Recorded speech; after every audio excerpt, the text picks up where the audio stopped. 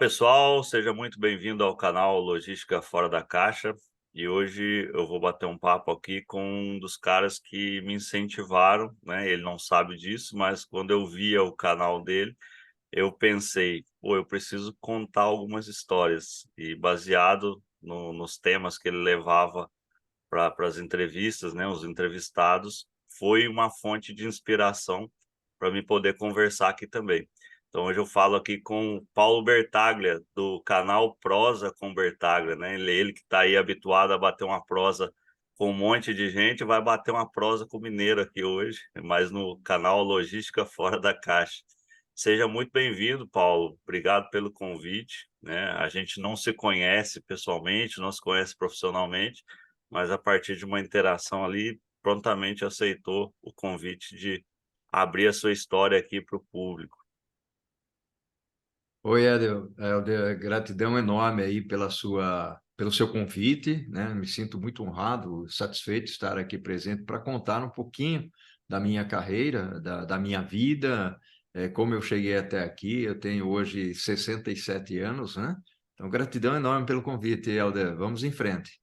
Show de bola, Paulo. Vou te chamar de Bertaglia, né? Que é todo mundo te chama de Bertaglia, eu não vou mudar aqui para Paulo, né? Bertaglia, como que começou? Na verdade, quem é o Bertaglia, né? Porque as pessoas conhecem o senhor aí dos canais aí de entrevistas, das consultorias, tem uma longa carreira, mas quem de fato é o Paulo Bertaglia hoje, nesse momento? Bacana, o Helder. Na realidade, o Paulo Bertalha, como eu mencionei há pouco, é uma pessoa que tem 67 anos de idade, bem vividos, né? Eu costumo dizer que é 6,7 turbinado. Não imagino estar parando em momento algum, né? Ou seja, eu posso desacelerar, mas eu vou continuar trabalhando e contribuindo com a sociedade. O Paulo Bertalha é uma pessoa que nasceu num ambiente extremamente humilde, num bairro bastante humilde, numa cidadezinha chamada Itatiba, no interior de São Paulo, e Conheço. eu tenho uma satisfação enorme viver aqui nessa cidade, apesar de profissionalmente, como CLT, nunca trabalhei em Itatiba, eu sempre morei aqui, um período que eu fiquei fora no exterior, mas de resto eu morei aqui, trabalhei muito tempo em São Paulo, em algumas empresas, trabalhei em Campinas. Na realidade, as empresas, acho que é interessante até eu mencionar, né, o Helder, eu passei por grandes empresas na minha vida, comecei na IBM, como grande empresa, depois eu fui para a Unilever, na época se chamava GC Lever, fiquei na Unilever 23 anos, aí eu saí da Unilever por minha conta, porque eu viajava demais, eu queria tomar mais um contato com a família, com os amigos, e aí eu tomei a decisão de ir para a HP. A HP também uma grande empresa, que se repetiu praticamente a história, né? A HP, 12 anos na HP, e nessa história toda viajei bastante, viajei muito para o exterior. Se você tiver uma ideia aí, eu vou te dizer que eu conheci cerca de 40 países, né, no mundo todo, em todas essas viagens, e não são países de Américas, né, ou seja, Estados Unidos, Argentina, Chile, não. Eu estive em Singapura, Vietnã, China, Indonésia, os países da Europa, então é uma experiência bastante interessante, e saindo ali de uma família bastante humilde, bastante simples, e, na realidade, os meus estudos, eles iniciaram numa escolinha muito simples, parei de estudar e depois algumas professoras acabaram convencendo a minha família de que, olha só que interessante, viu, Helder? Acharam que eu era inteligente, então dizia o seguinte: o Paulo é muito inteligente para ficar parado, o Paulo precisa continuar estudando. E aí o meu pai, um pouco relutante naquela época, ele disse o seguinte: não, ele vai continuar estudando. A minha mãe fomentou muito isso, e daí para frente eu avancei na minha vida profissional. Eu comecei, inclusive, muito moleque, né? Eu trabalhava junto com os meus pais, ajudando na agricultura, eles eram agricultores. Minha mãe era costureira, na verdade, e nos tempos mais fortes, assim, ela ajudava, né, na colheita, porque era necessário. E eu, quando criança, ali com uns 9 anos de idade, 10 anos de idade, também eu sabia Eu sei até hoje como colher uma uva, tá? Trabalhei com uva, né? E depois eu saí desse mundo da agricultura, fui trabalhar no varejo junto com o meu tio, e ali eu comecei a tomar uma paixão pela negociação, por comprar, vender. Então, e o varejo é uma área apaixonante, o tratar o cliente é fantástico. Então, eu diria para você que foi um começo conturbado, difícil, mas que eu valorizo demais, o Helder. Eu acho que Sim, é extremamente interessante a gente valorizar essa nossa vida, porque ela representa um crescimento. Então, sim, é um pouco do Paulo Bertalha aí para a gente ficar aqui batendo bola sim, sim. nessa conversa, o Helder. O senhor disse ali, né, que passou pela IBM, Unilever e HP, são 3 empresas gigantes. Como que surgiu, né, a IBM na vida do senhor e como que começou a sua trajetória profissional de fato? A IBM ela surgiu como um estágio, porque na realidade eu fiz o colégio, enquanto na realidade eu fiz o ginásio, enquanto eu trabalhava junto com os meus pais. Posteriormente eu fiz a opção de fazer um colégio técnico em mecânica. E aí quando eu ao terminar o curso de mecânica, eu precisava fazer estágio em algum lugar. Naquela época existiam alguns exames que você fazia para poder ocupar ou conquistar um espaço. Então tinha um famoso psicotécnico, né?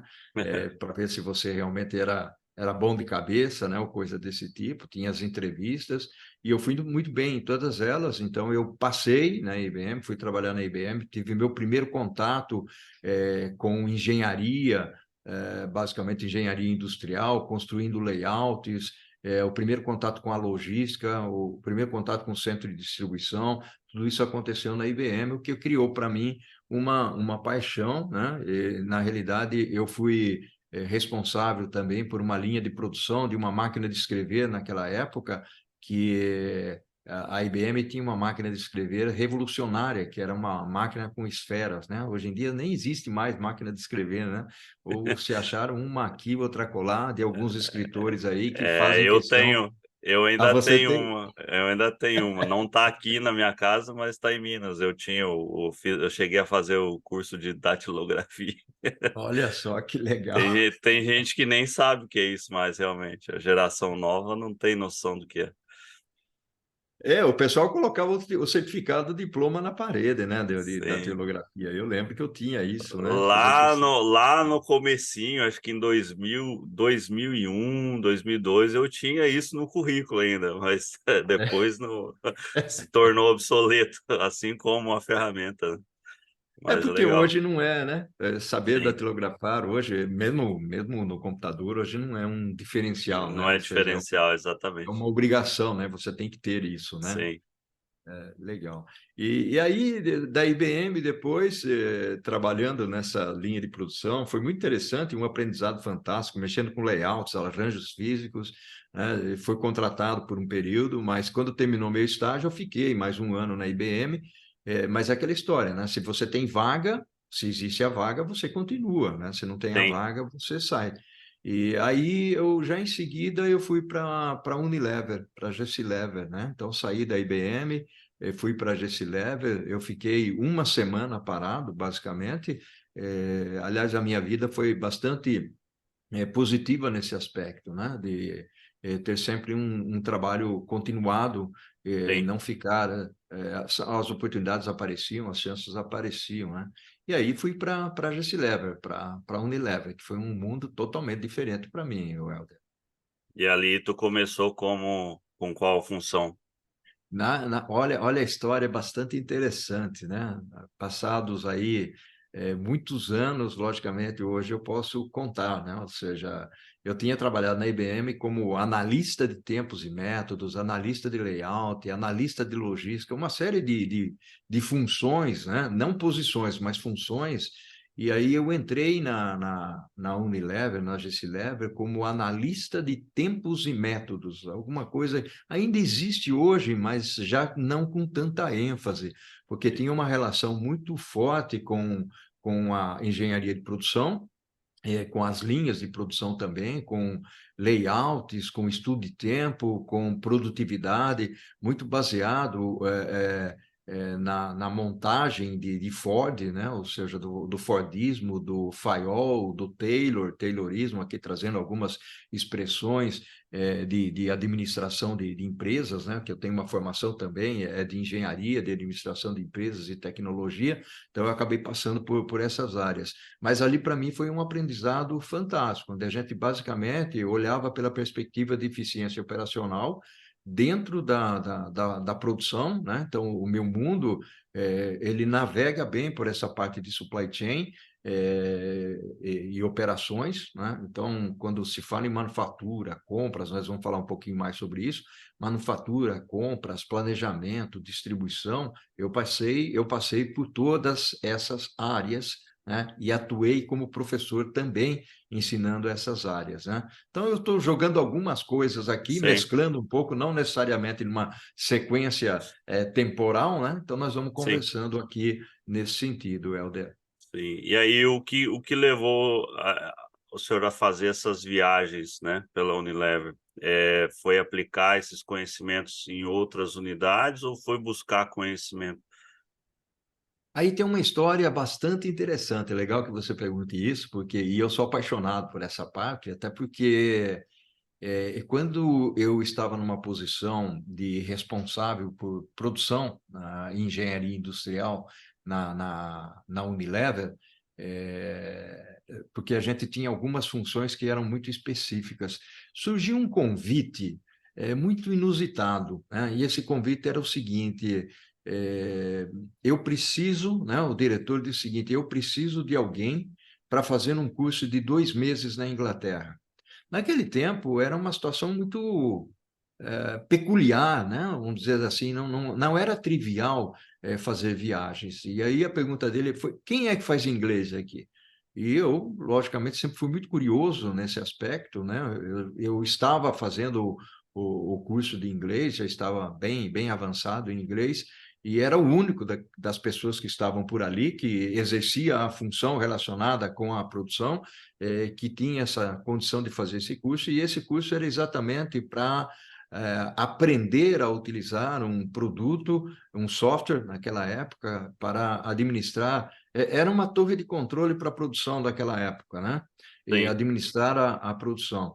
E aí eu fui escolhido entre as pessoas pelo fato de estar fazendo o curso, e aqui já fica uma dica para as pessoas, viu, Helder? Ou seja, se antecipe sempre, porque eu tenho uma historinha para contar depois também com relação ao espanhol. E aí eu fui para o exterior, eu aprendi, e aí comecei a viajar pelo país em função desse produto. E aí o fato de eu conhecer bem esse produto me fez também com que eu fosse para alguns países fora do Brasil. Então, foi um primeiro contato que eu tive. Eu já tinha aí uma certa experiência com a área de supply chain, né? Naquela época não existia o nome supply chain, né? Era mais sim, distribuição, logística, compras, né? Manufatura, né? Trabalhava muito mais focado na produção, e aprender esse produto foi o primeiro contato com a tecnologia muito forte para mim, né? Então, esse contato me deu, inclusive, uma perspectiva. Na época começavam a surgir alguns computadores pessoais, né? Era a época em que a Apple havia lançado aí o seu produto, muito simples, né? E eu comecei a aprender o quê? O Basic, né? E no aprendizado do Basic, a Unilever, naquela época, chamada GC Lever, comprou um equipamento, deixava o equipamento ali do lado, quem sabia programar usava, quem não sabia ficava do lado. E eu era muito curioso, né? Curiosidade, sim. aliás, é uma palavrinha mágica que deve estar presente na cabeça de todas as pessoas. E eu comecei a fazer alguns programas voltados para facilitar a nossa vida na engenharia com relação à produção. E esses produtos passaram a ser utilizados, inclusive, dentro daquela fábrica e também expandindo para outras fábricas dentro da Gessilever, o que me deu uma visibilidade muito grande dentro da empresa. As viagens, elas começaram a surgir depois, né? Ou seja, dentro dessa perspectiva, eu fui galgando posições, né? Fui ocupando espaço, funções diferentes, né? E aí, num dado momento, com toda a experiência que eu tinha na área de manufatura, na área de supply chain, vamos dizer assim, eu fui convidado a assumir uma posição dentro da área de tecnologia da informação, como uma pessoa, né? Era uma época onde estava com bastante ênfase as pessoas de origem de negócios, que conheciam negócios, manufatura, produção, logística, compras, viessem para a área de tecnologia para criar, dentro dessa área, um contexto de pessoas não apenas com conhecimentos tecnológicos, mas também com conhecimento de negócio. Então, Sim. eu era uma espécie de business partner, como se chamava na época, para a área de negócio, trazendo o conhecimento do negócio. E aí, a partir daí, então, eu comecei a fazer muitas viagens para o exterior, em função não só de implementações de produtos de tecnologia, mas muito mais dizer o que precisava em termos de tecnologia para poder alavancar as necessidades de negócio. Então, eu passava por duas situações bastante características. A primeira delas é conhecer muito bem como que era o supply chain de El Salvador, de Argentina, de Chile, de Uruguai, de algumas fábricas dos Estados Unidos, do México, conhecer como cada um se comportava e verificar, por exemplo, qual produto poderia ser utilizado para alavancar essas necessidades. E também definir quais eram, por exemplo, os indicadores de desempenho que eram necessários, quais eram as regras fiscais de cada país, e se aqueles produtos que nós íamos buscar no mercado, eles tinham, se precisavam de customizações ou personalizações, né? Então, eram características bastante interessantes. E daí, a partir daí, né, eu comecei a voar mais alto ainda com relação a essas necessidades que a empresa tinha na época. O senhor falou um negócio aí no começo que é bem interessante, essa antecipação, né, da sua época, da sua turma aí, provavelmente, quando teve essa oportunidade de fazer um curso, o senhor estava antecipado já na questão do estudo e tal, mas teve a curiosidade, né?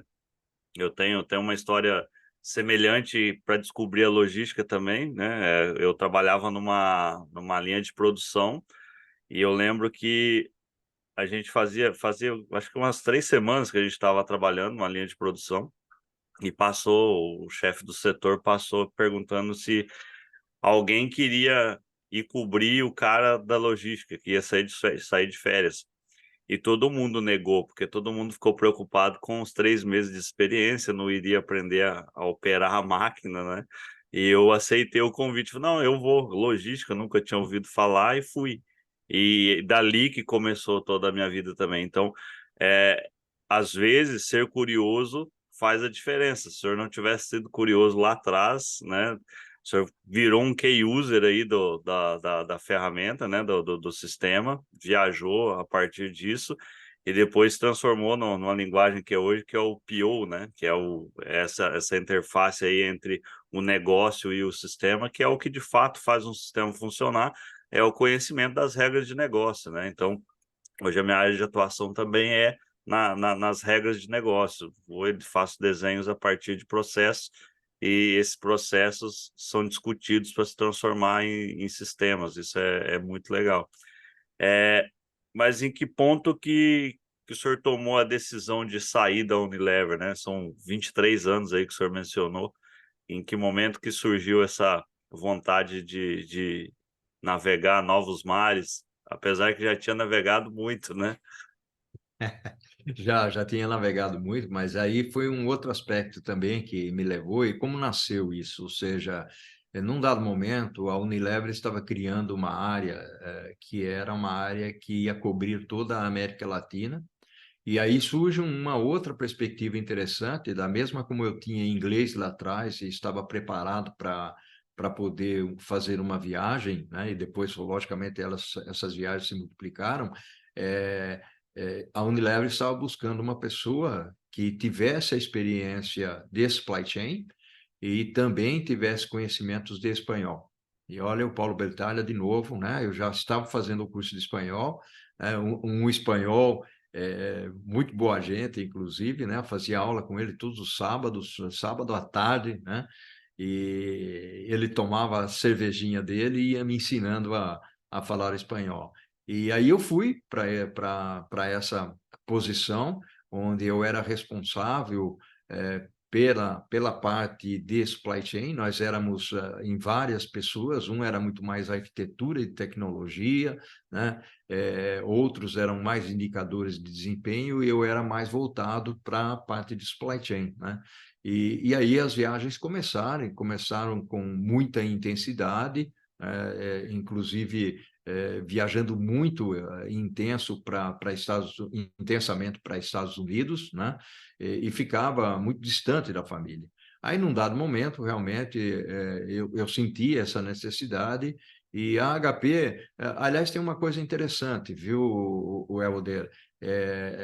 Eu sempre buscava no mercado uma possibilidade de fazer entrevistas, sempre. Eu nunca, E, quando eu recebia o convite de alguma empresa, eu sempre ia ouvir, né, alguma coisa. Inclusive, tem uma pessoa que fez uma prosa comigo, que é a Thaís Kundari, é uma querida, né? Ela trabalhava numa empresa de contratação, ela vice-presidente, sócia tal, da FESA, né? A FESA que é uma empresa bastante grande, gigante nesse ramo, e ela sempre tinha uma entrevista comigo, e ela falava, Paulo, eu nunca consigo te trazer, né?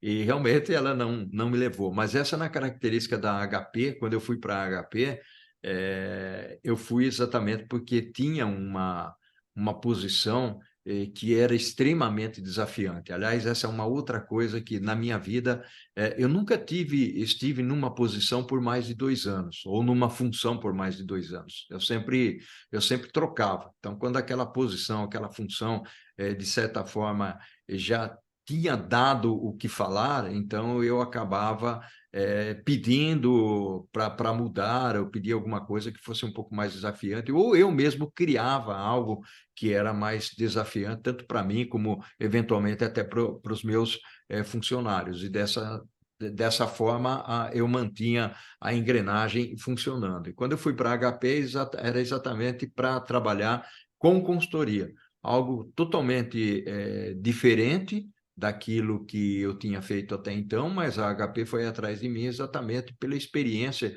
que eu tinha em supply chain, pela perspectiva de que era para montar uma área, estava sendo montada uma área de consultoria voltada para supply chain. E era a chave que eu participasse desse processo, até porque eles tinham muitos gerentes de projeto, mas não tinham pessoas que tivessem essa experiência, porque uma coisa é você gerenciar projeto, é olhar a perspectiva de quais são as atividades, quais são os sim. milestones, né? Os tempos, né? E controlar os recursos, tanto financeiros, quanto tempo, quanto pessoas. E aí precisaria haver alguém que tivesse a experiência de Que negócio desse o até norte, né? tanto pela perspectiva, o Helder, de vender o projeto, né? Eu não era um cara de vendas, mas aí eu aprendi a vender, foi uma experiência fantástica para mim, né? Então, eu fui para a HP e fiquei alguns tempos, ou um bom período nessa posição, atuando mais no Brasil, mas depois eu comecei a viajar de novo, né? Ou seja, eu mudei essa função, porque quando a HP comprou a Compaq na época, a área de consultoria foi eliminada, né? Sim. Então, eu teria que sair da HP ou aceitar alguma sugestão ou recomendação de uma outra posição que eles tivessem, né? Eu já tinha conseguido, perdão, uma nova função numa grande empresa como diretor de supply chain na época, e aí a HP chegou para mim e falou, Paulo, olha, eu tenho aqui uma função que é extremamente interessante e desafiante para você, né? Eu falei, poxa, mas agora eu já estou praticamente começando uma nova função.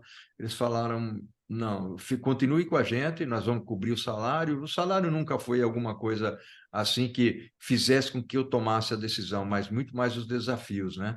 E aí eu iria para uma área de vendas, né? Com projetos que eles chamavam de projetos estratégicos, e eram realmente projetos de envergadura, ou seja, eram projetos de 100 milhões de dólares, né, onde eu Eu era a pessoa-chave, ia liderar equipes multifuncionais, multiculturais, né, trazendo pessoas de outros países, e eu aceitei e fiquei nessa posição até aliás, eu me aposentei dentro da HP, mas continuei mais uns anos ainda trabalhando, e aí eu resolvi sair para montar a minha empresa. Sim, aí então, aí entra agora na curiosidade, né?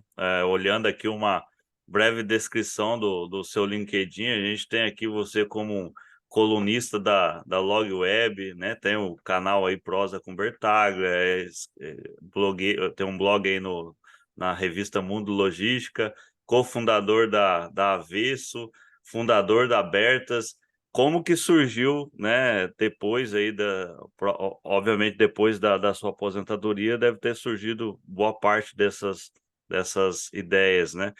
Mas primeiramente, como que surgiu a prosa com Bertaglia? Interessante esse ponto, o Helder, até porque tem uma perspectiva muito interessante aí. Eu sempre, você se lembra que ali no começo eu falei que tinha vindo de uma família simples, né, com poucas oportunidades, e no começo da minha vida, como eu gostava muito de estudar, eu comecei a ensinar, já com 20 e poucos anos de idade, eu comecei a ensinar jovens a aprenderem geografia, ciências. Não importava para mim se eles estavam estudando ou não estavam estudando, porque naquela época muitas das pessoas que moravam ao redor terminavam o ciclo do aprendizado básico e depois eles paravam, não continuavam estudando, mas tinham muitos que gostariam de continuar aprendendo. Então, eu comecei a ensinar como voluntariado, né? Eu tenho hoje um voluntariado que fez agora, recentemente, 42 anos. Então, eu comecei lá atrás, houve uma evolução bastante grande. É como eu disse, eu ensinava geografia, eu ensinava ciências, matemática, português, né? Eu me recordo que levava espelhinho para o pessoal ver como é que o espelho, né, refletia e dava as explicações, tal, de como é que o espelho refletia e tudo mais. Para ser muito rápido nessa perspectiva, depois, quando eu entrei na IBM, eu comecei a ter muito mais contato com a parte de distribuição, logística, manufatura, então eu comecei a profissionalizar um pouco mais esse ensinamento, né? E foi evoluindo, logicamente. Eu dava aulas e, num dado momento, algumas empresas viram isso como algo extremamente importante e acabavam não me contratando, mas, Paulo, você não quer dar um curso de logística, por exemplo? Mas eu dava curso de planejamento estratégico, logística, produção, escolhia um tema e ia lá ensinar os jovens. E aí as empresas, o que elas faziam? Elas cediam uma sala, ou pagavam o almoço para os alunos, um café da manhã para os alunos, fazia normalmente de sábado, e isso evoluiu bastante, porque inclusive eu fiz no exterior, eu cheguei a fazer esses cursos pro bono, né? Ou seja, voluntários, nos Estados Unidos, cheguei a fazer na Colômbia, na Venezuela, no Chile, na Argentina, então as pessoas sabiam dessa minha vontade de fazer as coisas e eu acabava fazendo. E El Salvador cheguei a fazer, então era muito interessante. E aí o que aconteceu? Quando chegou a pandemia, aliás, tem um outro ponto, né? Toda a minha vida, viu, Helder, eu dei palestras. Toda a minha vida, né?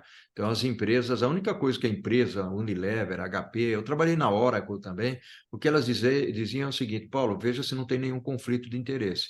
Se não tiver conflito de interesse, vai em frente, né? O que seria Sim. conflito de interesse? Falar dos casos da Unilever, dos casos da HP, ou da Oracle, ou da IBM, né? Mas eu não fazia isso. Na realidade, meu intuito era falar sobre aquilo que eu sabia.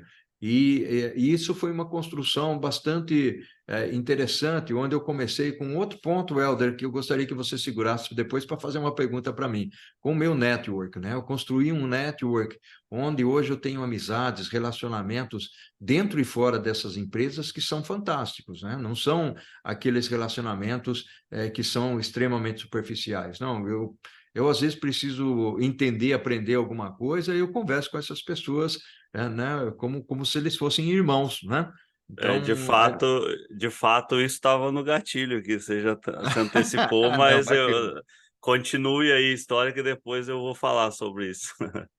Bacana. E aí eu tinha um canal lá no YouTube, mas era um canal que era muito simples, né? Incipiente, onde eu colocava algumas palestras minhas, algumas aulas que eu dava, mas a tecnologia não estava tão evoluída assim. Então, mas eu colocava algumas coisinhas, tinha lá 50, 60 inscritos, né? E aí o que aconteceu? Veio a pandemia. Quando chegou a pandemia, eu criei o conceito da prosa convertálea. Aliás, o nome prosa convertálea não fui eu que dei, né? Foram alguns professores. E nesse momento, muitos professores eles sentiram a chegada da pandemia e eles ficaram numa situação um pouco mais delicada, não podia dar aula presencial e tal, e aí muitos deles pediram ajuda. Nesse pedir ajuda, surgiu a expressão prosa convertida. Vamos fazer uma prosa, vamos gravar uma prosa tal, para eu poder dar uma aula, né? E Sim, aí, professores da Unicamp, da USP, da Unip, do Senac, né? Amigos do INSPER, eu tenho amigos em todas as universidades, né? Na FATEC, a FATEC, eu sou embaixador da FATEC, para você ter uma ideia. Então, esses professores vieram colaborar, vieram contribuir. Então, nós gravávamos a prosa e nós colocávamos a prosa lá. É um canal voluntário, eu não recebo nada, muito pelo contrário, às vezes eu tenho que gastar alguma coisinha para colocar lá, mas as pessoas vêm para o canal com uma sensação de contribuir que eu acho extremamente interessante. Então, é essa contribuição com o voluntariado que faz com que as pessoas compartilhem ali os seus conhecimentos. Hoje nós temos mais de 500 prosas não repetidas. Quando eu digo repetidas, uma pessoa não fez duas prosas, né? sim. E Então, são abordagens diferentes também, né? abordagens diferentes. Você tocou num ponto bom, o Helder, porque na realidade eu construí um canal, como eu sou professor de MBA e pós-graduação, eu construí um canal como se fosse um curso de MBA e pós-graduação. Então, os temas, eles variam entre supply chain, logística, tecnologia, indústria 4.0, projetos, finanças, sustentabilidade, RH, diferentes segmentos. Lá eu falo de varejo, eu falo de segmento automotivo, siderúrgica, energia elétrica, sustentabilidade. Então, tem muitas características interessantes, porque mesmo a pessoa sendo de logística e supply chain, que é a minha vida, basicamente, dentro desse contexto, eu acho que elas precisam ter uma visão panorâmica das coisas, né? Então, por exemplo, eu falo muito de marketing, né? Traz algumas coisas que são diferentes, mas sempre na perspectiva de, tá bom, como é que o marketing afeta a supply chain, né? Porque tudo está conectado, tudo está Sim. relacionado. Então, essa é uma linha de raciocínio, e é aí que, dessa forma que surgiu a prosa convertálea. Ah, então não nasceu com o intuito que tem hoje, né? Então vem muito anterior à ideia do canal, muito mais no serviço de ensino para as crianças aí, igual tu comentou, né? E aí tu aproveitou a oportunidade ali na pandemia e mesclou as ideias. É, Exatamente, na realidade é um processo evolutivo, e aí, com a perspectiva da tecnologia, dá para a gente trazer sim. uma contribuição e atingir mais pessoas, vamos dizer assim. Você tocou num ponto interessante ali, né? Que eu me lembro um pouco da dificuldade das minhas filhas na escola aqui em relação a isso, né? Os professores, de fato, no início tinham uma dificuldade muito grande em manusear, né? Porque não fazia parte do universo deles. Então, foi nessa onda aí que você começou a auxiliar eles, nos teus Foi nessa contatos. onda, e aí, Alder, tem um ponto. Durante a pandemia, eu dava 5, 6 palestras por semana, né?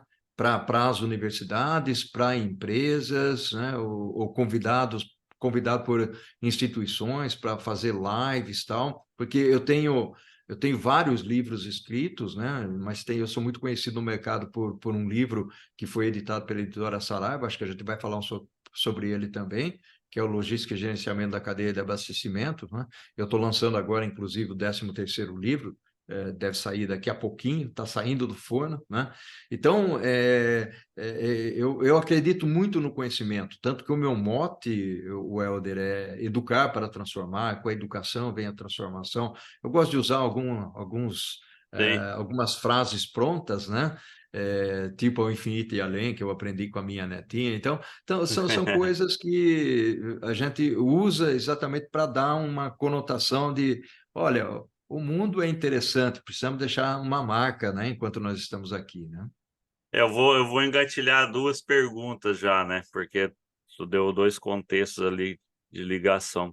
O primeiro deles é de onde vem, de fato, esse contato, né? Essa rede esse network que você tem, porque difícil, é difícil você conseguir falar com pessoas, né? Colocar as pessoas para um bate-papo, principalmente quando você fala que isso vai se tornar público. E eu vejo ali que você tem sempre três, quatro pessoas dentro da prosa, né? De onde vem essa rede tão grande de contatos, e todos, pelo que eu vejo, te conhecem, a maioria te conhece, né? E segundo, como que surgiu a ideia de escrever, né? Como que foi escrever o primeiro livro, e aí imagino que os outros foram consequência.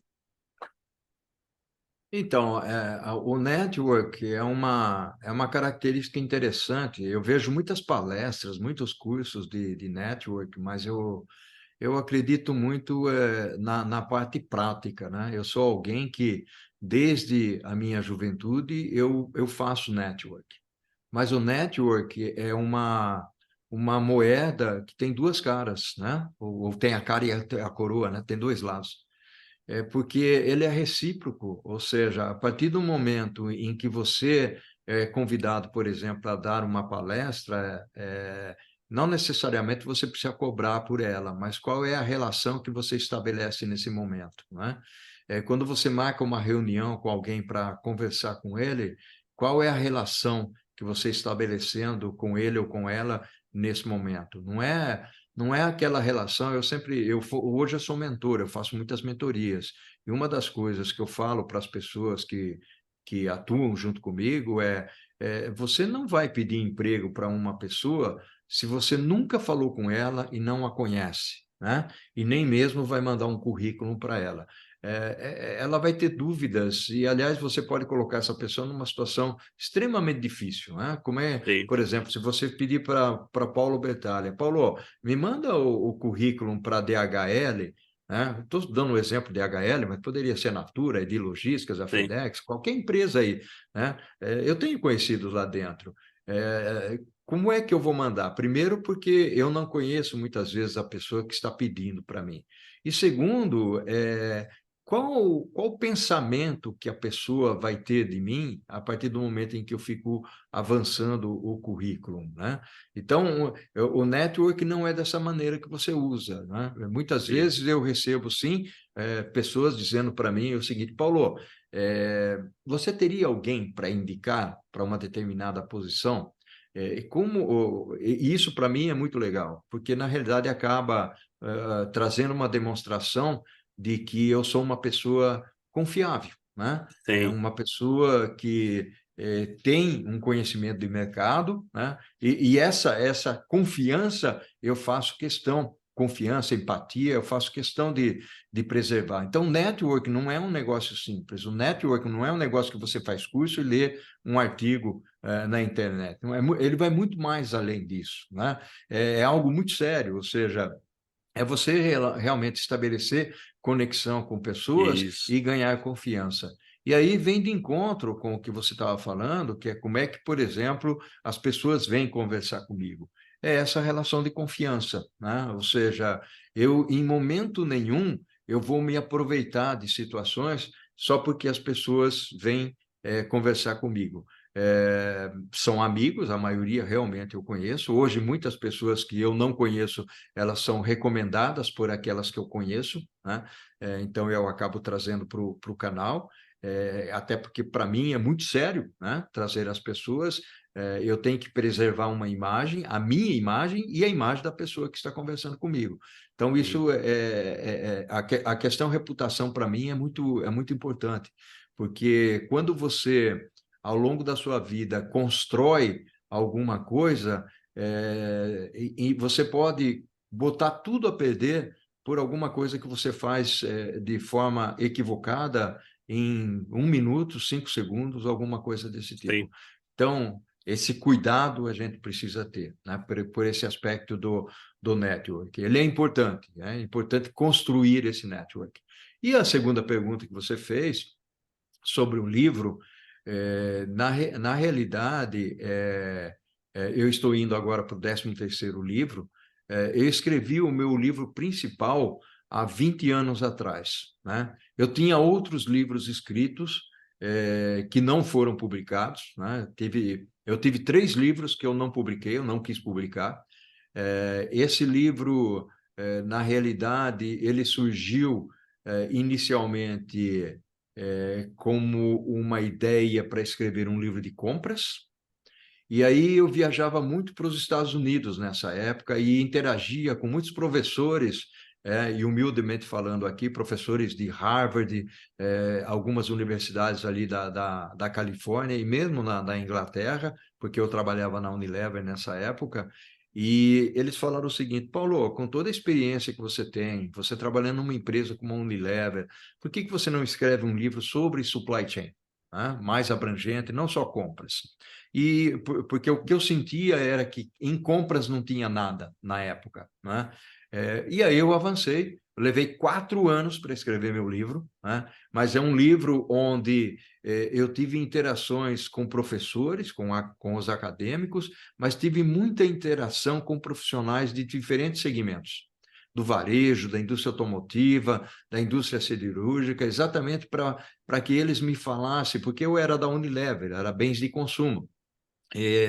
O que eles tinham para me contar de diferente, né, daquilo que eu fazia em termos de supply chain na Unilever. Logicamente, era um momento em que existiam alguns conceitos importantíssimos provenientes de Procter & Gamble, o grande concorrente da Unilever, como era o Efficient Consumer Response, né, a resposta eficiente ao consumidor, conceitos de manufatura enxuta chegando com just in time. E lógico, depois vieram conceitos como Lean Manufacturing, Lean Logistics e tal, mas com base principalmente naquilo que se fazia naquela época, né? Ou seja, eu participei de um grupo na época com 70 empresas para ajudar a definir um modelo de negócios em supply chain, né? E ali tinha Unilever, Coca-Cola, Procter & Gamble, Walmart, na época do Sam Walton, né? Eu cheguei a conhecer pessoalmente e tal, muito bacana essa época, e em palestra dessas pessoas. Então, tudo isso me deu uma condição para escrever um livro que fosse um pouco mais abrangente do que propriamente compras. E aí, quando eu escrevi um artigo e comentei com uma pessoa que na época estava surgindo a internet e ele tinha um canal chamado Canal Logística. Para falar a verdade, eu não sei se ainda existe esse canal, né? Mas existia o Canal Logística, onde colocava artigos, e eu escrevi artigo para ele. E aí, numa das conversas que nós tivemos, ele falou: Paulo, a editora Saraiva está procurando um autor de livro para a área de logística, né? Eu falei: olha, eu não tenho específico de logística, mas eu tenho um de toda a cadeia de abastecimento, que fala de planejamento, de compras, de manufatura e distribuição. Abriu as portas, né, para mim. Eu fui lá, eu conversei com o pessoal da Saraiva, adoraram a ideia, fizeram apresentações para a diretoria, conselho da editora Saraiva, e o livro foi publicado, né? E o livro hoje está na sua 4ª edição. É um livro azul que você encontra em vários lugares, na Amazon, na própria Saraiva, tanto livraria física como livraria digital, né? Então, tem essas perspectivas. E aí eu escrevi muitos livros para as universidades, né? Então, universidades do Brasil inteiro, eu acabei escrevendo livros para eles, e agora eu estou numa empreitada, Welder, eu tenho muitos artigos, eu tenho centenas de artigos, eu sempre escrevi, gostei de escrever. E aí o que eu estou fazendo? Eu estou atualizando todos os meus artigos Então, artigo voltado para torre de controle, para supply chain, para logística, para tecnologia, inteligência artificial. Então, eu estou pegando isso tudo é aplicado à supply chain e liderança, né? Então, a ideia é essa. Basicamente, são 3 volumes iniciais que nós vamos lançar. O primeiro volume está sendo lançado, o título é Supply Chain, Logística e Liderança, porque eu falo de pessoas também. Eu faço muitos workshops, principalmente na área de logística e supply chain para as empresas, tocando o lado de pessoas, né? Falando Sim, de liderança, né? Então, é mais ou menos essa a história de escrever aí. legal. E você disse sobre esse direcionamento para as universidades, né? Mas daí a parte de abrangência ali também fica dentro da logística, ou quais são os temas específicos?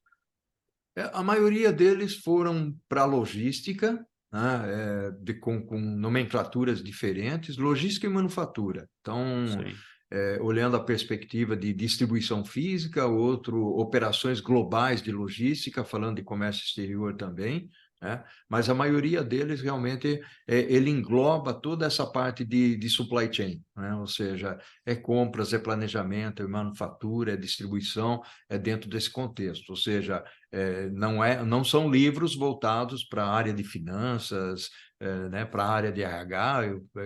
Eu não tenho sim, esse conhecimento. Né? sim, Na realidade, o meu foco é supply chain. Qualquer assunto dentro de supply chain, eu posso escrever e posso palestrar. Hoje, por exemplo, eu atuo muito fortemente nessa área de palestras em qualquer tema de supply chain, né? Então, quando eu falo tema de supply chain, eu falo sobre planejamentos, compras, repetindo aqui, manufatura, distribuição, liderança em supply chain, tecnologia em supply chain, como que você pode, de alguma maneira, eu não conheço a tecnologia especificamente, mas como é que sim, você pode ter ganhos com tecnologia em supply chain? Tudo isso eu faço.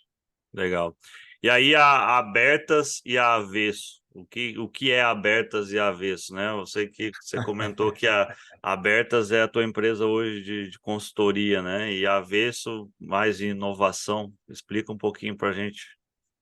Aí tem uma história interessante, Welder, muito bacana essa pergunta, até porque eu me aposentei, né, mas continuei trabalhando na HP. Aí, num dado momento, eu resolvi parar, né? Eu falei, eu vou parar, né? Chega agora, estou cansado do mundo corporativo, viajava todos os dias aqui da minha cidade do interior de São Paulo, levava 2 horas para chegar no trabalho, mais 2 para voltar, ou seja, eram 4 horas de trânsito diariamente, e eu resolvi parar, né? E nesse parar, eu comecei, eu sempre gostei, e tem um outro lado também, Helder, eu gosto muito de correr, né? De fazer caminhadas, então eu ia correr, né? E depois eu ia dar as minhas voltas para a cidade, né? Ou seja, passava nas lojas dos amigos, nos comércios que eles tinham, ficava conversando um pouquinho. Aí chegou num momento, eu falei, será que é isso que eu quero para mim? Não é isso que eu quero para mim, né? Então eu montei a empresa de consultoria. Já tinha uma empresa anterior com um amigo, o Antônio Grandini, mas ele voltou para o mundo corporativo e nós acabamos parando. E aí eu voltei então para a Betas. A Betas hoje ela tem 11 anos de vida, basicamente, trocou de nome aí em alguns momentos, mas hoje ela tem 11 anos de vida.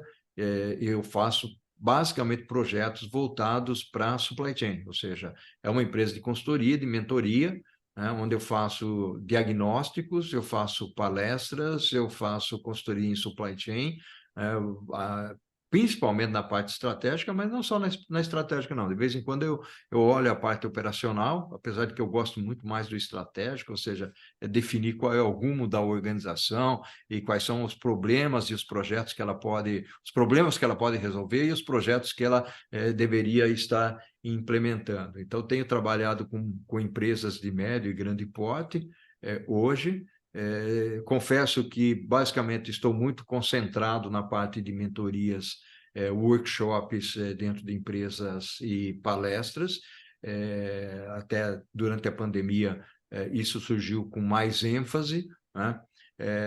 E aí veio o Avesso, né? Avesso, na realidade, nós tínhamos aí uma iniciativa. Eu sempre gostei de inovação, sempre gostei de startups, trabalhar com as startups, as empresas que, de alguma maneira, estão reinventando, estão criando soluções, empreendedorismo aí dos jovens, mas não necessariamente só dos jovens, né? Eu tenho convivido com pessoas que com larga experiência de mundo corporativo, por exemplo, aposenta ou sai do mundo corporativo para montar uma startup. Então, Sim, nós estamos avesso hoje, o que ela faz é exatamente acelerar as startups, né? Olhar a perspectiva da inovação, e ela faz uma conexão.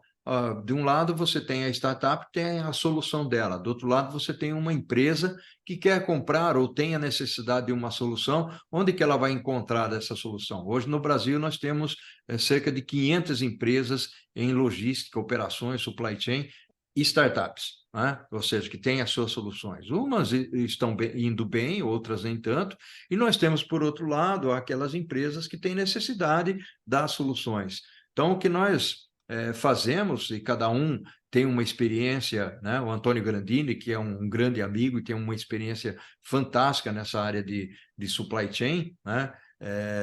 A Avesso hoje ela é composta por 5 pessoas, né? Eu, Antônio Grandini, a Adriana Chaves, o Vinícius Serrano e o Bruno Pina, cada um com o seu expertise, né? Então, aí coincide muito a minha experiência com a do Grandini, nós viemos e trabalhamos juntos na Unilever, por exemplo, mas nós temos uma experiência muito forte nessa área de operações e de supply chain. Então, nós fazemos também projetos, consultoria, projetos muito mais alavancados e com envergadura. Eu não faço dentro da Betas, eu faço pela Avesso.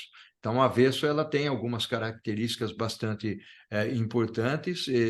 Nós somos aqueles que também buscam, por exemplo, investimentos para as startups. As startups que eu falo não são aquelas que estão cruas, né? Mas são startups que eventualmente já tenham clientes, mas que precisam receber investimentos e automaticamente serem alavancadas. Então, essas empresas, que inclusive eu trago para o canal Prosa Convertalha, muitas delas fazem prosa comigo, e a gente ajuda a alavancar essas empresas. Então, um pouco isso, e aí tem uma convivência bastante interessante entre a Betas e a Avesso, Helder.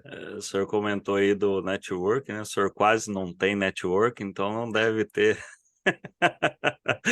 quase não deve ajudar, né? Mas até para mim, ouvindo tudo isso, é uma vasta experiência, né?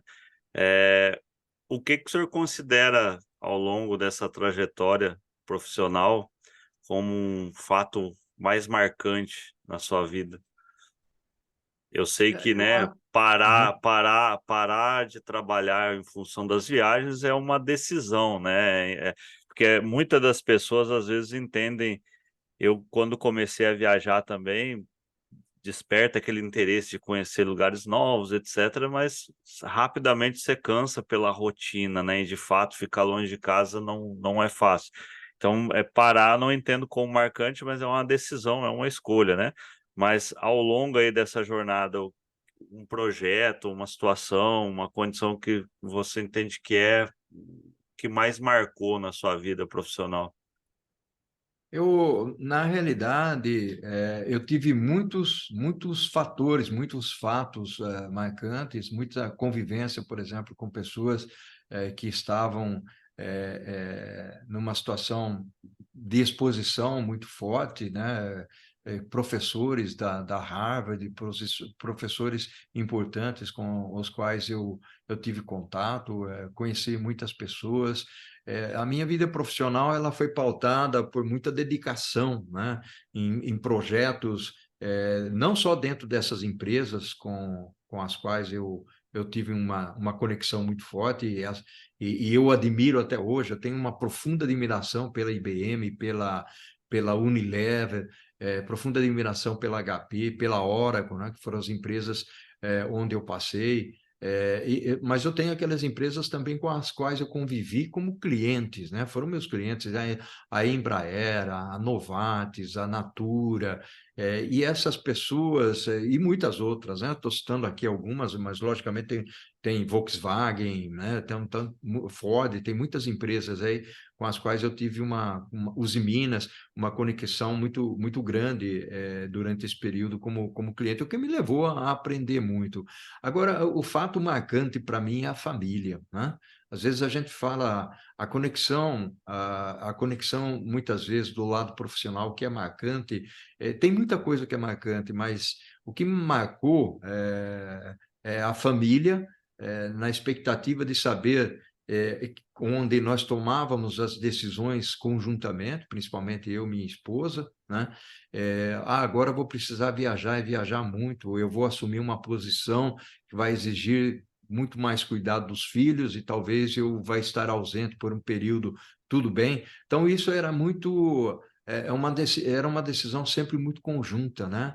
E o que foi muito marcante para mim realmente nesse aspecto é a minha esposa, né? Uma pessoa extremamente dedicada, ela tocar adiante e sempre me apoiar. Então não é um fato em si, mas é uma continuidade, né? De uma pessoa que se dedicou pelos filhos, né? E ela trabalhava, isso é interessante, e trabalha até hoje, né? Ela é psicopedagoga, né? E eu sei o quanto uma psicopedagoga tem de peso na sociedade, ouvindo os problemas das crianças e dos jovens, né, para poder resolvê-los, problemas que vêm de família. Então, para mim, o marcante é isso, né? Logicamente que se eu for olhar pela perspectiva profissional exatamente, isso foram os convites que eu recebi para assumir algumas posições, né? Sempre foram extremamente marcantes para mim, mas o mais marcante é cada decisão que a gente tomava em conjunto, eu e minha esposa, né? Ela sempre me suportou. Então, quando você tem isso, e aí é muito diálogo, viu, Sim. Helder? É muita conversa, muito diálogo, aceitação, um entender e compreender o outro. Não vou dizer para você que não vai ter os momentos onde um fica bicudo, né? Afinal de contas, são 67 anos, né? Não e nós fizemos agora 40 anos de casamento, né? Então, são situações difíceis, mas se a gente busca perenizar isso através da conversa, e em dois, não adianta, tem que ser dois, Sim. né? Isso, eu acho que isso é muito importante. É bacana, isso de fato a família, tanto para tomar uma decisão de ir quanto de retornar, tem que ser pautado em 2, não, e ainda quando os filhos crescem, daí vai aumentando essa responsabilidade, né, porque a decisão acho que passa por todos. Eh, Obviamente que a partir do momento que tu tem uma exposição, né, vamos pensar, sabemos nós por quanto tempo vai durar, cada vídeo publicado aqui no YouTube, né, e também os teus livros, né, um conhecimento transcrito em páginas que pessoas vão ler e hoje com a digitalização você consegue também, eternizar isso. O que de todas, né, todos esses conhecimentos levados às pessoas, independente do meio, o que o Bertaglia entende que ele está deixando como legado para a sociedade? É uma pergunta interessante, logicamente. Eu tenho o meu projeto, né, de vida, mas o que eu vou falar é aquilo que eu tenho ouvido de pessoas, né, que eu acho que é muito mais fácil, porque uma coisa é você querer e achar o que você é, né, a outra é o que as pessoas acham que você é ou o que você está deixando. Então, nesse contexto, os feedbacks, os retornos que eu recebo são muito na linha de deixar um legado voltado para o conhecimento, um legado voltado para a inspiração, porque eu acho que conhecimento técnico você adquire, né? Isso aí tem um monte de gente que tem passado conhecimento técnico. Agora, quando você junta o conhecimento técnico com os valores, com a forma de inspirar, com a forma de fazer com que as pessoas, ao mesmo tempo, elas não sejam só seguidores, mas sejam outros líderes, né? E elas também vão deixar uma marca, né? Então, meu raciocínio é muito voltado para isso, né? Até recentemente eu falei com alguns amigos, é, eu estou eliminando pessoas do LinkedIn, né? Eu tenho hoje aí pouco mais de 33 mil pessoas me acompanhando pelo LinkedIn, mas eu elimino 10 por dia. Aí você me pergunta, mas por que que você está eliminando 10 por dia? Essas pessoas são seguidores que, no final das contas, vão somar para chegar a 40, 50 mil. Eu não quero esses seguidores, eu quero aquelas pessoas que olhem no legado que eu estou tentando deixar, né, e construam em cima disso, né? Que elas sejam líderes. O que que eu estou dizendo? Você pode falar, mas qual é o critério que você está usando? O critério é muito simples. Eu tenho o hábito de cumprimentar pessoas pelo seu aniversário. Então eu dou uma olhada lá. Se você não colocou nenhum joinha pelo cumprimento que eu fiz nos últimos 5 anos, né, então você não merece estar comigo, né? Exato. Essa é a questão. Eu acho que isso volta até a mesma questão do network, né? Hoje, às vezes, você pega pessoas ensinando sobre como abordar as pessoas no LinkedIn, mas exatamente com aquele interesse que tu comentou que não faz parte do teu processo, né? Que é esperar algo em troca ali. Ah, eu vou falar, vou trazer uma pessoa para o meu canal, vai conversar comigo e depois eu já vou engatilhar um currículo para enviar. Não é nesse sentido, mas eu entendo o que tu está dizendo, porque assim, para mim também esse começo, né, tem 200 e poucos inscritos ali, mas eu fico pensando, eu não estou fazendo isso para que as pessoas se inscrevam e eu me torne um cara conhecido e famoso, não é essa a intenção. Mas esses 200 que estão inscritos, eles estão interagindo e eles me mandam mensagem, não todos, né, mas alguns me mandam mensagens em particular. Cara, que legal, quem que vai ser o próximo? Ó, você já colocou fulano.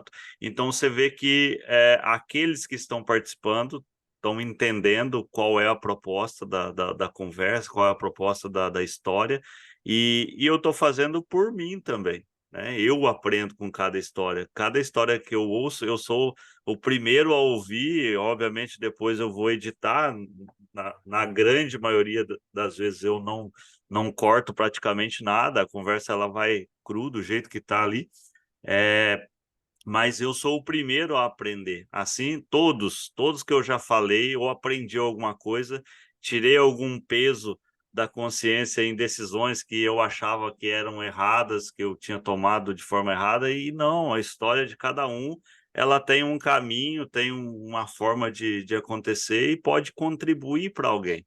E, de fato, esse é o objetivo. Quando você conta a sua trajetória, mostra o quanto você foi e voltou, ou, né, ao longo da conversa, a gente vai ganhando um norte de como você traçou a sua trajetória, né? Você colocou alguns pontos ali de curiosidade, ou de se antecipar, ou de estabelecer 2 anos para cada função. Nossa, são métodos que alguns têm algo similar, outros têm algo diferente, mas Hum. que pessoas que estão iniciando no mercado, que esse é o objetivo do canal, né? Isso dá um gancho para a próxima pergunta. As pessoas ouçam, assistam e entendam como melhorar isso para a vida, como fazer dar certo, fazer diferente, ou até mesmo se inspirar e fazer igual, né? Mas entender que leva um tempo. Eu estou falando aqui com um cara de 67 anos, mais de 40 anos de experiência profissional dentro da área, e que tomou decisões baseadas naquilo que estava vivendo.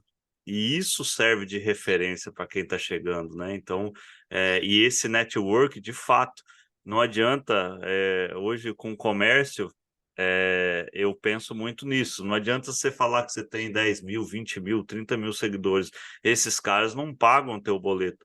Se ele não vier na loja e não consumir, não vai pagar teu boleto. E aí, de fato, não adianta nada você ter aqui 10 mil, 30 mil, 40 mil inscritos, mas quando você publica um tema, a interação que eu digo não é o simples fato de curtir, de compartilhar, não é isso, mas é você entender que aquela história mexeu com a pessoa de alguma forma, né, que ela comenta baseado no que ela prestou atenção e leva isso para outro, então significa que aquele tema está ecoando, né. E aí, baseado nisso tudo, Bertaglia, qual é o conselho do Bertaglia para essa geração mais nova, né? Você até comentou ali antes da gente começar que tem um trabalho aí para essa geração que está chegando, que está estudando, como o cara tomou essa decisão de escolher o caminho da logística. Mas qual é o conselho do Bertaglia exatamente para esses que escolheram, que estão começando agora e às vezes não tem a paciência, né? Porque a gente costuma dizer aqui, é muito claro isso, existe muito conhecimento, muita informação, mas o pessoal não tem essa, às vezes, a paciência de esperar. Qual é o conselho do Bertaglia para eles? É interessante essa pergunta, porque, na verdade, quando eu faço as minhas mentorias, a gente acaba sempre dando algumas dicas de quais são os caminhos, que poderiam ser trilhados. No final das contas, a vida é uma jornada, e cada um faz a sua escolha. Ele pode ouvir o que, né, ou múltiplas, situações, mas a escolha sempre pertence a uma pessoa. E é isso que eu faço na minha mentoria. Nunca vou dizer para uma pessoa o que ele tem que fazer, mas as possíveis situações que ele tem pela frente. Eu acho que o primeiro conselho que eu daria para alguém é muito mais na linha, tenha um propósito de vida. Até porque, embora essa palavra esteja já caindo no jargãozinho trivial da sociedade, que é o propósito, eu acredito muito que nós não estamos aqui por acaso. E não é uma conexão religiosa, eu não estou falando de religião aqui, né? Eu estou falando que cada um tem uma função para executar, e uma função onde você deixa uma marca, e uma marca importante, né? Você tem muitas opções na vida. Você pode ser um profissional extremamente competente e valoroso dentro da sua organização, ou você pode escolher, né, vender drogas, por exemplo, né?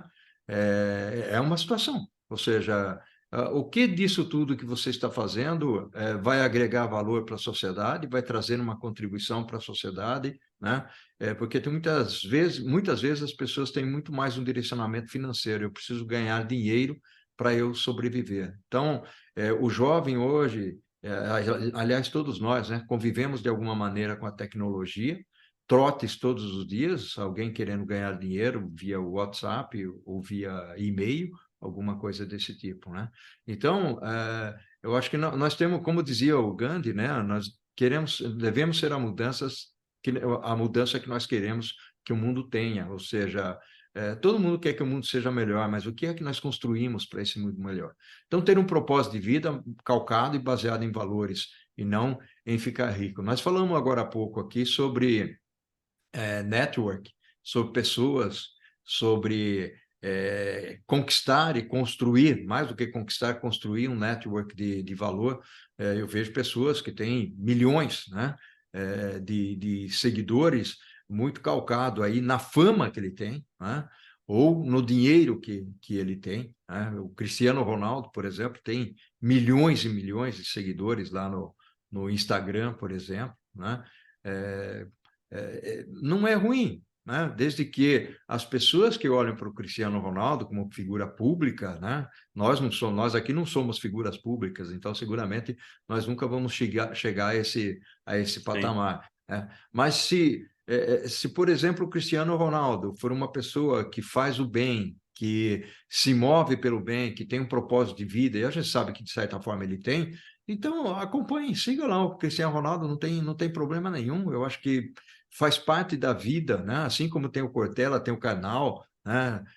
Tem uma série de pessoas do bem que estão por aí que acabam usando a posição que eles ocupam na sociedade exatamente para poder passar as suas mensagens. O Cortella é um deles. Eu adoro ouvir o Cortella, seguir o Cortella, até porque ele tem mensagens que para mim são mensagens positivas, né? Então, sim. não conheço o Cortella particularmente, né? Ali no detalhe, mas isso leva a crer que é uma pessoa que procura viver aquilo que ele fala. Então, é um pouco disso. E pelo lado profissional, bom, primeiro é conhecimento. Busque conhecimento, estude, né? Eu acho que é muito importante isso.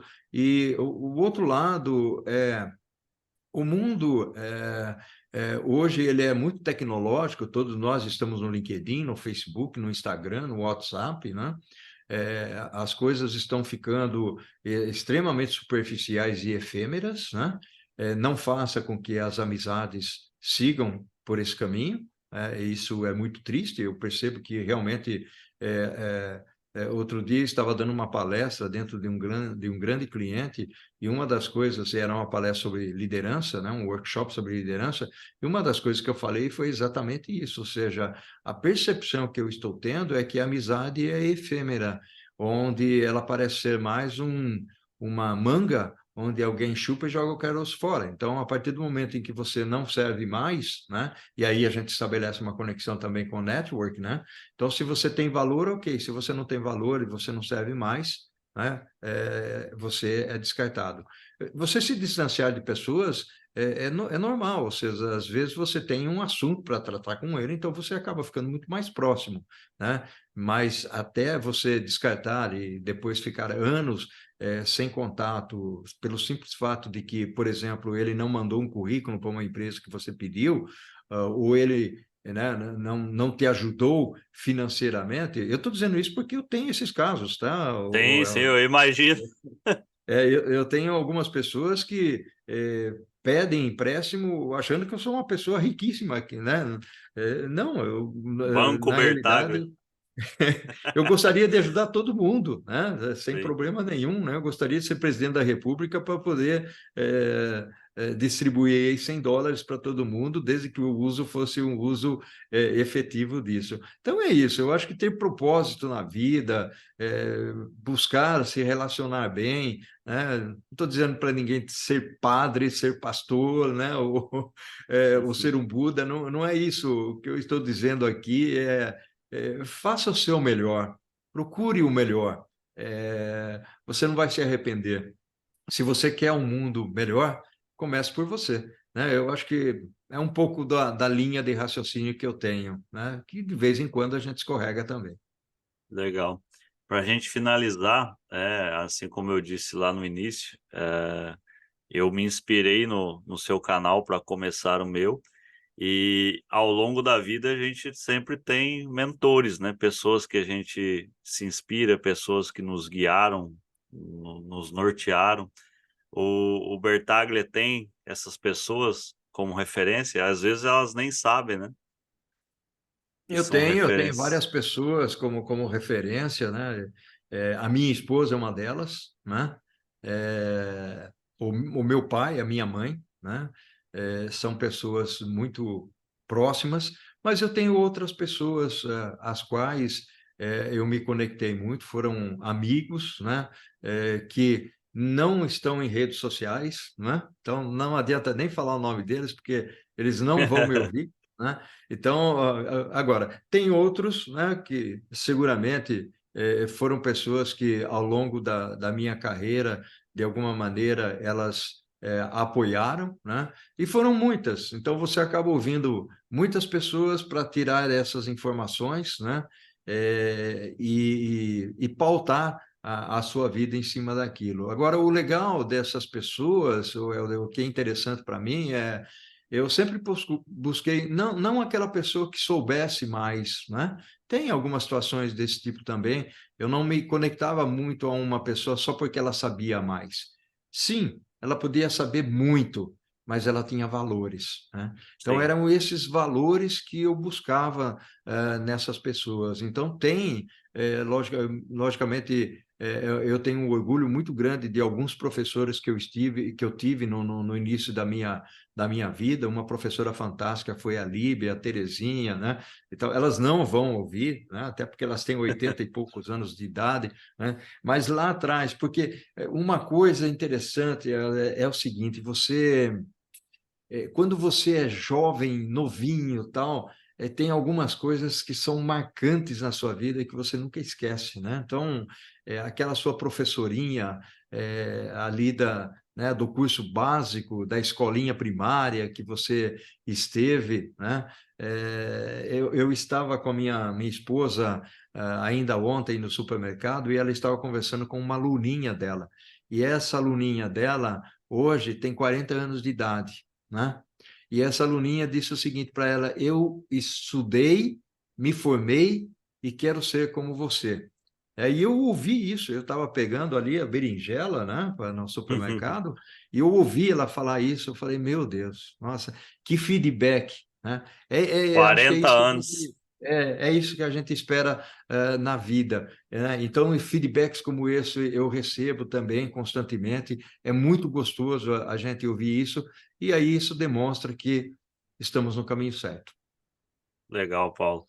Cara, muito obrigado pelo tempo dedicado aqui em bater esse papo comigo, né?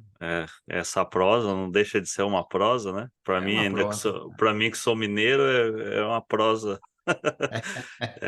Eu agradeço aí a confiança, agradeço o tempo. Sei que você está corrido aí, vou te deixar seguir sua vida, mas espero um dia ter a oportunidade de conhecê-lo pessoalmente. Eu acho, não assisto todos, né, mas alguns temas específicos ali que eu vejo, eu sempre procuro acompanhar. Acho interessante a abordagem e, de fato, é, eu acho que eu até conversei contigo no início, quando eu fui começar, né? "Ó, o que que tu usa, o que que tu faz?" E ali me deu um pouquinho de coragem vendo algumas das coisas que você fazia. Então, de fato, tem que tocar as pessoas. E aí o que você faz me tocou dessa forma. Eu tive a minha coragem partiu de ver o seu trabalho. Então, agradeço e fico muito honrado de ter tido a oportunidade de conversar contigo, que isso é outra coisa, né, as pessoas quando você está começando, as pessoas não dão o crédito, as pessoas não às vezes não cedem, né, tem pessoas de alto escalão que você convida que sequer observam aquilo com atenção e acabam não cedendo, mas também não vou desistir por conta disso, né. Para mim, o que importa é a importância da história daquele que está conversando comigo, e a sua também é bastante importante para mim. Muito obrigado. Eu que agradeço a oportunidade, é muito,